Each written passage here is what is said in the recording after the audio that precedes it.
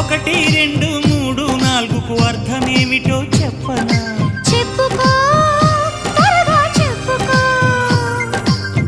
ఒకటంటే ఒకటిగా అడుగేద్దాం, రెండంటే రెండు గుండెలను ముడిపెడదాం, మూడంటే మూడు ముళ్ళేసి ఆ తర్వాత నాలుగు కాలాల పాటు కలిసుందా.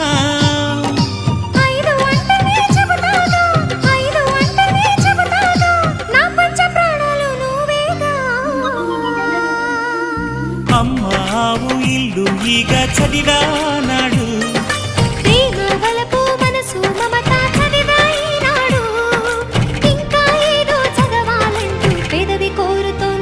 భలేగా కొత్త చదువు చదువు, ఇలా నా ముద్దు కవిత చదువు, చెలి మురిపాల కథలు చదువు.